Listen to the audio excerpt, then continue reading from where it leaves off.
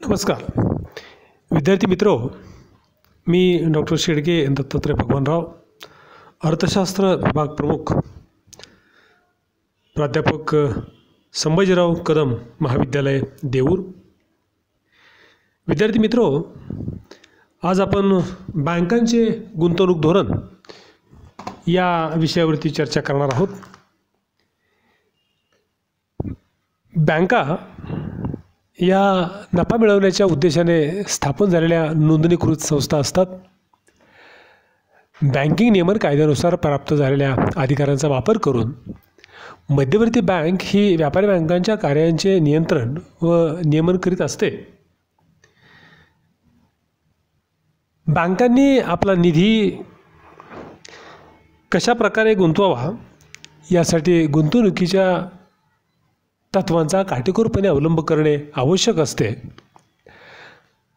भागधारक व ठेवीदारांचा निधी बँका कर्ज गुंतवणुकीसाठी वापरतात. अशा वेळेला रोखता आणि लाभप्रदता या दोन मुख्य गुंतवणूक तत्वांबरोबरच सुरक्षिततेचे तत्वही बँकांना तितकेच महत्त्वाचे असते आणि ते पाळावे लागते. या तत्वांच्या बारकाव्याचा आपण जेव्हा अभ्यास करतो त्यावेळेला बँकिंगची गुंतवणूक तत्वे ही आपल्याला याप्रमाणे पाहता येतील.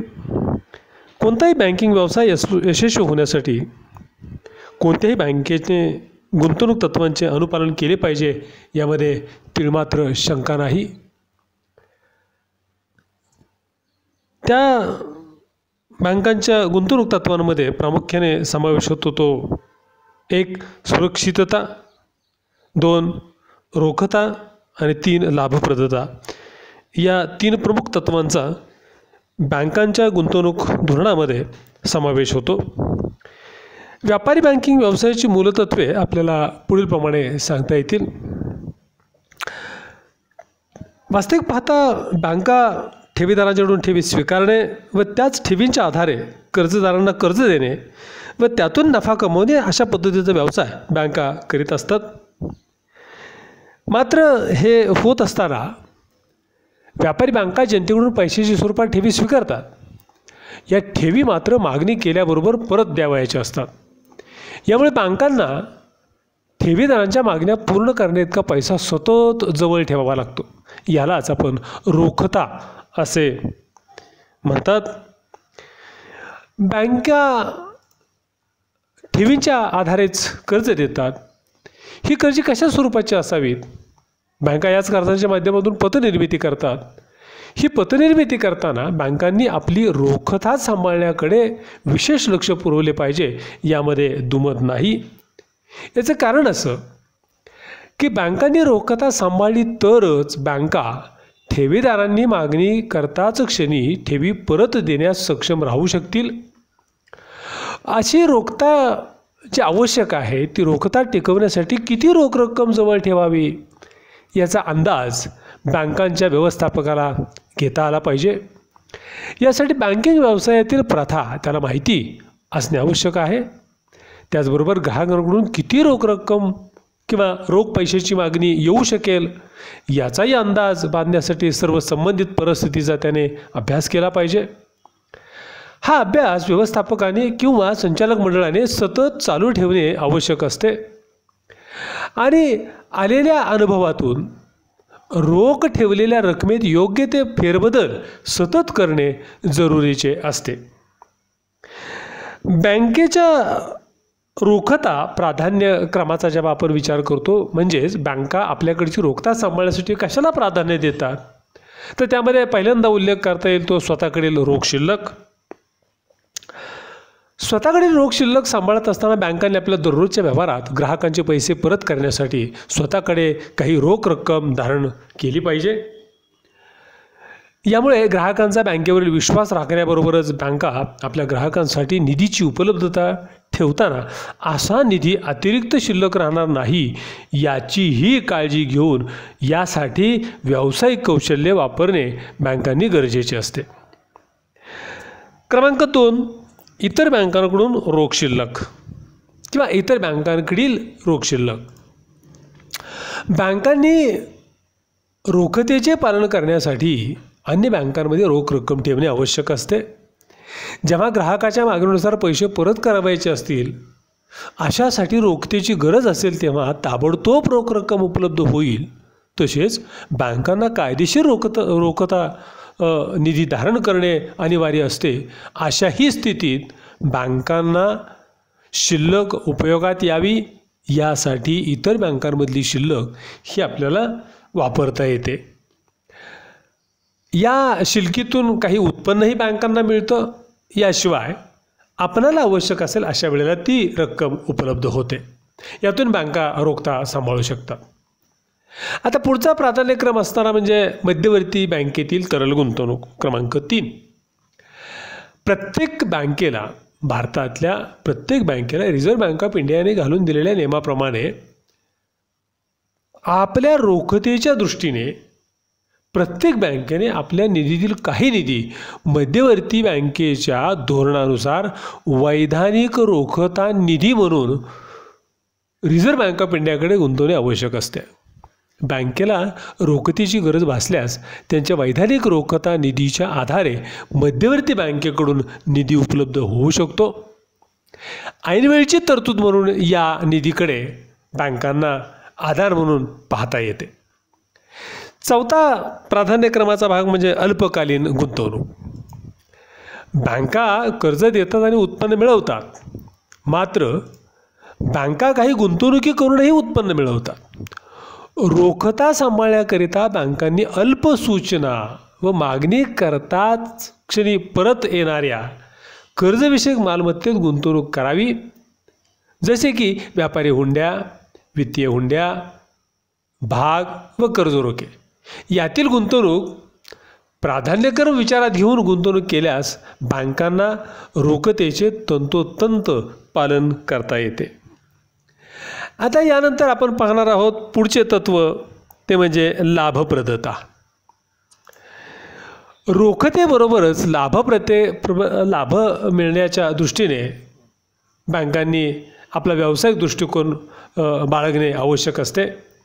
लाभप्रदता म्हणजेच बँकांनी ठेवींच्या आधाराने कर्जे किंवा गुंतवणूक करून उत्पन्न मिळवण्यामध्ये किती यश मिळवलेलं आहे यालाच आपण लाभप्रदता असे म्हणतो. रोखतेबरोबर लाभप्रदतेकडे बँकेच्या व्यवस्थापकाने लक्ष पुरवले पाहिजे. बँकेला नफा किती होतो आणि भागांवर लाभांश किती देता येतो यावर बँकांची कार्यक्षमता ठरवली जाते. नफा मिळवण्यासाठी बँकांनी कर्जे दिली पाहिजेत. त्याचप्रमाणे इतर गुंतवणुकीतही पैसे गुंतवणे आवश्यक आहे. आवश्यकता पडल्यास त्यांचे त्वरित रोख पैशात रूपांतर करता आले पाहिजे. कर्जावरील व्याज, गुंतवणुकीवरील व्याज आणि लाभांश हे बँकेच्या उत्पन्नाचे प्रमुख घटक मानले जातात. तेव्हा आपले उत्पन्न कसे वाढेल याकडे बँकांनी लक्ष देणे आवश्यक असते. बँकांनी नफा मिळवण्यासाठी रोखता आणि लाभप्रदता ही दोन तत्वे प्रमुख उद्दिष्टे म्हणून सांभाळली पाहिजेत. परंतु ही दोन्ही तत्वे ही परस्पर विरोधी आहेत. रोख रकमेपासून बँकेला काहीच उत्पन्न मिळत नाही. अल्पमुदतीच्या कर्जापासून अथवा गुंतवणुकीपासून मिळणाऱ्या उत्पन्नाचा दर कमी असतो. अशात जसजशी कर्जाची व गुंतवणुकीची मुदत वाढते तशी उत्पन्नाच्या दरात वाढ होत जाते. तेव्हा मात्र रोखता टिकवायची असेल तर लाभप्रदता कमी व लाभप्रदता जास्त मिळवायची असेल तर रोखता कमी अशा पेचात बँकांचे व्यवस्थापक सापडतात. रोख रकमेतून निरनिराळ्या मुदतीच्या गुंतवणुकीमध्ये बँकेजवळ असलेले पैसे बँकेच्या व्यवस्थापकाने अशा पद्धतीने गुंतवले पाहिजेत की एकाच वेळी रोखता आणि चांगली लाभप्रदता या दोन्हीही गोष्टी साध्य झाल्या पाहिजेत. यातच बँकेच्या व्यवस्थापकाचे खरे कौशल्य आहे. यानंतर आपण पुढचे तत्व पाहणार आहोत ते म्हणजे सुरक्षितता. आता सुरक्षितता ही रोखता आणि लाभप्रदता या दोघांच्यामध्ये समन्वय साधून सांभाळावयाची बाब आहे. बँकांनी कर्जाच्या रकमेची सुरक्षितता महत्त्वाची मानली पाहिजे, कारण बँका ठेवीदारांच्या ठेवीमधूनच कर्जदारांना कर्ज देत असतात. परंतु अशी कर्जे जर परत आलीच नाहीत तर मात्र ठेवीदारांच्या ठेवी अडचणीत सापडतील. आणि म्हणून कर्ज देताना जी दक्षता, जी काळजी घ्यावयाची असते यालाच आपण सुरक्षितता असं आपण म्हणतो. जे लोक आपला पैसा बँकांच्या विविध स्वरूपाच्या ठेवींमध्ये विश्वासाने ठेवतात, तो पैसा जर ठेवीदारांना वेळेवर परत देऊ शकले नाहीत तर मात्र बँका अडचणीत येतील किंवा बँकांची विश्वासार्हता धोक्यात येऊन अशा वेळेला कदाचित बँका दिवाळखोरीत निघतील. म्हणून बँकेने कर्जव्यवहार करताना सर्वप्रथम सुरक्षिततेकडे लक्ष दिले पाहिजे. कर्ज मंजूर करीत असताना त्याची परतफेड व्यवस्थित होईल किंवा नाही याचा विचार बँकेने केला पाहिजे. कर्जाचा उद्देश या संदर्भात महत्त्वाचा ठरतो. व्यापारासाठी किंवा उद्योगासाठी कर्ज घेतले असेल तर त्यामुळे कर्जदाराच्या उत्पन्नात वाढ होण्याची शक्यता असते व वाढलेल्या उत्पन्नातून कर्जफेड होतेही किंवा ती कर्जफेड होणे सोपे असते. अशा कर्जांना उत्पन्न कर्ज असे म्हणतात. काही वैयक्तिक खर्च कारणासाठी जर कर्ज घेतले असेल तर त्यामुळे उत्पन्नात वाढ होण्याची शक्यता नसते. अशा कर्जांना अनुत्पादक कर्जे म्हणतात. बँकांनी उत्पादक कर्जे देणे जास्त पसंत करावे, कारण त्यातून लाभ मिळण्याबरोबर कर्जदाराला मिळालेल्या उत्पन्नातून कर्जाची परतफेड होईल याची शाश्वती देता येते. लहान रकमांची कर्जे वैयक्तिक पतीवरती दिली जातात, परंतु मोठ्या रकमांकरिता काही मालमत्ता तारण म्हणून घेतली जाते. ही मालमत्ता बाजारात सहज विकता येण्याजोगी असली पाहिजे, कारण जरूर पडल्यास ही मालमत्ता विकून बँकांना कर्ज वसुली करावी लागते. कर्ज देताना किंवा इतर गुंतवणूक करताना आपले मुद्दल सुरक्षित राहील याची बँक खबरदारी घेते, कारण मुद्दल ठेवींमधूनच घेतले जाते आणि ठेवी परत करावयाच्या असतात. कितीही जपून व्यवहार केले तरी बँकेला एखाद्या अनपेक्षित ऐनवेळच्या आपत्तीला तोंड द्यावे लागते. यासाठी पूर्वतयारी म्हणून बँकेने राखीव निधी निर्माण केला पाहिजे. दरवर्षी मिळालेल्या नफ्याचा काही भाग राखीव निधीकडे वर्ग केला पाहिजे. राखीव निधीची कमाल रक्कम किती असावी हा निर्णय बँकेच्या व्यवस्थापकांनी व संबंधित परिस्थिती लक्षात घेऊन संचालक मंडळाने घ्यावयाचा असतो. धोक्याची विभागणी व्हावी म्हणून बँकांनी कर्ज देताना किंवा गुंतवणूक करताना आपले मुद्दल निरनिराळ्या प्रदेशात, निरनिराळ्या व्यवसायात, व्यापारात आणि उद्योगात विखुरले जाईल याची खबरदारी घेतली पाहिजे. कोणत्याही एकाच दुसऱ्या ठिकाणी काही आपत्तीमुळे नुकसान सोसावे लागले तरी ते इतर ठिकाणच्या उत्पन्नातून भरून काढता येणे शक्य होईल अशा पद्धतीचं नियोजन हे असायला पाहिजे. आता आपण पाहूयात की सुरक्षिततेची मार्गदर्शक तत्त्वे. यामध्ये पहिलं तत्त्व, आता ज्या कर्जांचा उल्लेख आपण केला त्यामध्ये कर्ज वितरण करत असताना ग्राहकाची पत. पहिलं तत्त्व ग्राहकाची पत. ज्या व्यक्तीची बाजारात पत चांगली आहे अशाच व्यक्तींना बँकांनी कर्ज द्यावे. संशयास्पद व्यवहार करणाऱ्या व्यक्तीला कर्ज देऊ नये. दुसरं तत्त्व येतं ते म्हणजे योग्य तारण. तारणाशिवाय बँकांनी कर्ज देऊ नये. शक्यतो तरल मालमत्तेच्या तारणावर प्राधान्याने कर्ज द्यावीत. यानंतर पुढचं तत्त्व येतं ते म्हणजे कर्ज व तारण गाळा. बँकांनी तारण मालमत्तेच्या म्हणजेच मत्तेच्या वर्तमान बाजार मूल्यापेक्षा कमी कर्ज द्यावे, जेणेकरून थकीत कर्ज वसुलीसाठी तारण मत्तेस योग्य मूल्य प्राप्त होईल याची दक्षता ही बँकांनी घ्यावयाची असते. यानंतरचा मुद्दा येतो तो म्हणजे उत्पादक कर्ज. मगाशी ज्याचा उल्लेख आपण केला. बँकांनी उत्पादक कर्ज आणि अनुत्पादक कर्ज यापैकी उत्पादक कर्जाला प्राधान्य दिलं पाहिजे. व्यापार व उद्योगासाठी प्राधान्य कर्ज द्यावे, ज्या कर्जामुळे उत्पादकाला म्हणजेच कर्जदाराला कर्जाची व्याजासह वेळेवर परतफेड करता येते. याशिवाय पुढचं तत्त्व येतं ते म्हणजे कर्जाची मुदत. ही मुदत नेहमी अल्पमुदत असावी. कर्जाच्या सुरक्षिततेचा जेव्हा विचार येतो तेव्हा कर्जाच्या सुरक्षित परतफेडीसाठी कर्जाचा कालावधी हा नेहमी अल्प असावा. बँकांनी उद्योग व्यवसाय याला कर्ज देताना शक्यतो खेळत्या भांडवलासाठी जास्त प्रमाणात कर्ज वाटप करावे, कारण खेळत्या भांडवलासाठी दिलेले कर्ज लवकर वसूल होते. यानंतर पुढचं तत्त्व येतं ते म्हणजे अनेक ग्राहकांना कर्ज वाटप करणे. सुरक्षिततेच्या दृष्टीने काही व्यक्तींना मोठी कर्जे देण्यापेक्षा थोड्या थोड्या रकमेची अनेक कर्जे अनेक ग्राहकांना द्यावीत. यामुळे कर्ज फेडीची शक्यता वाढते आणि कर्ज बुडण्याचा धोका हा कमी होतो. बँकांच्या या पद्धतीच्या सुरक्षिततेच्या तत्त्वाच्या अवलंबानंतर रोखता आणि लाभता म्हणजेच रोख रक्कम जवळ बाळगणे आणि त्यातूनही बँकांनी नफा मिळवणे किंवा उत्पन्न मिळवणे म्हणजे लाभप्रदता यांच्यातील समन्वय राखण्यासाठी जे गुंतवणूक धोरण आखलं पाहिजे यालाच आपण म्हणतो योग्य गुंतवणूक धोरण. व्यापारी बँका रोखता आणि लाभप्रदता यामध्ये समन्वय कशा प्रकारे साधू शकतात यावरच बँकांचं यश अवलंबून असतं. चांगली बँक कुणाला म्हणावं? ज्या बँकांमध्ये जास्तीत जास्त फायदा होईल व त्याचवेळी आपल्या ठेवीदारांना ही ती जास्तीत जास्त सुरक्षितता प्राप्त करून देईल यांनाच आपण किंवा अशाच तत्वाला अशाच धोरणाला आपण योग्य गुंतवणूक धोरण असे समजू. व्यापारी बँका रोखता आणि लाभप्रदता यामध्ये योग्य समन्वय कशा प्रकारे साधू शकतात हे पाहत असताना बँकांनी दैनंदिन व्यवहारात रोखता व लाभप्रदता यामध्ये समन्वय साधणं कठीण असले तरीसुद्धा त्यामध्ये योग्य समन्वय राखणे हे पाहिले पाहिजे.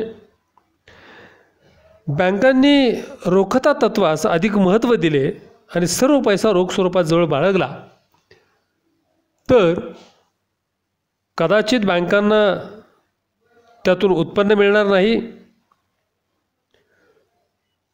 यामुळे ठेवीदारांच्या मागण्या समाधानकारकपणे पूर्ण करता येतील, परंतु बँकांना उत्पन्न मिळण्याच्या ऐवजी त्यांच्याकडचा पैसा हा निष्क्रिय स्वरूपात पडून राहील आणि विविध स्वरूपाचा बँकांना जो खर्च करावा लागतो त्यासाठी बँकांना उत्पन्न मिळणार नाही. याउलट अधिक नफा मिळावा म्हणून सर्व ठेवी कर्ज म्हणून दिल्यास बँकांना नफा भरपूर होईलही, परंतु कर्ज व्यवहारात रकमा अडकून पडल्यामुळे ठेवीदारांच्या मागण्या पूर्ण करता येणार नाहीत. यामुळे ठेवीदारांचा बँकेवरचा विश्वास संपुष्टात येईल आणि स्वाभाविकच यामुळे बँकांचे अस्तित्व धोक्यात येईल. बँकांचे आदर्श गुंतवणूक धोरण काय असावे या बाबतीमध्ये आपल्याला काही निकष निश्चित करता येतील. यामध्ये रोखता निधीचे पालन म्हणजेच रोख शिल्लक. प्रत्येक बँकेने रोख शिल्लक किती ठेवावी याबाबत कायदे केलेले आहेत किंवा त्या त्या देशातील कायदे त्या बँकांवरती बंधन घालतात. तथापि रोखतेची कायदेशीर मर्यादा किती असावी हे ठरवणे त्या त्या देशातील स्थितीवर अवलंबून असते. म्हणजेच बँक ग्राहकाच्या व्यवहाराच्या सवयी, स्थानिक बाजारपेठातील व्यवहारांचे स्वरूप, अन्य बँकांचे धोरण, बँकांमधील ठेवींचे स्वरूप, निरसन केंद्रांच्या उपलब्ध असणाऱ्या सुविधा इत्यादी बाबी विचारात घेऊन बँकांनी रोख निधीचे पालन करावे लागते. आता दुसरं गुंतवणूक धोरणातला भाग येतो तो म्हणजे अल्पसूचना कर्जे. रोखता आणि लाभता यांच्यात समन्वय राखण्यासाठी रोख निधीची व्यवस्थापनानंतर मागणी व अल्पसूचना करता गुंतवणूक करण्याकरिता बँकांनी प्राधान्य द्यावे. यामुळे व्याज स्वरूपातील उत्पन्न कमी असले तरी वसुली चटकन होते व रोखता आणि लाभता यामध्ये समन्वय साधता येतो.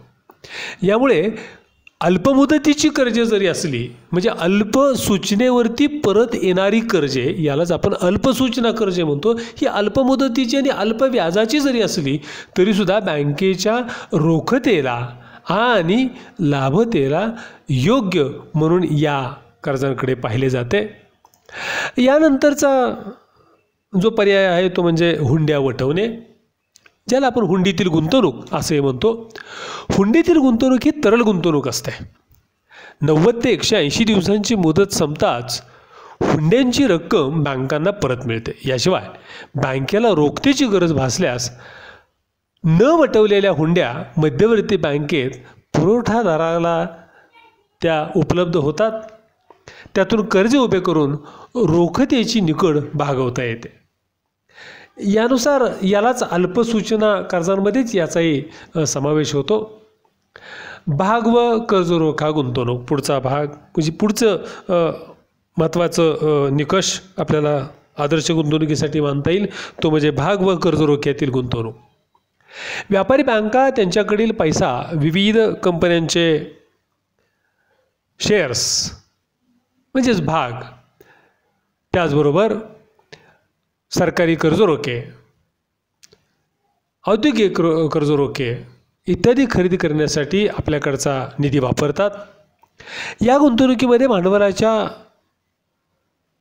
उपलब्धतेची शिवाय भांडवलाच्या परतीची शाश्वती असते. शिवाय या गुंतवणुकीवरील व्याज किंवा लाभांशाच्या स्वरूपातील उत्पन्न हे नियमित व निश्चित असते. म्हणून अशा स्वरूपाच्या गुंतवणुकीला सुरक्षिततेची चौथी फळी असे संबोधले जाते. कर्जाबरोबर गुंतवणुकीतला हा उत्तम पर्याय बँकांच्या उत्पन्नासाठी आणि सुरक्षिततेसाठी हा वापरला जातो.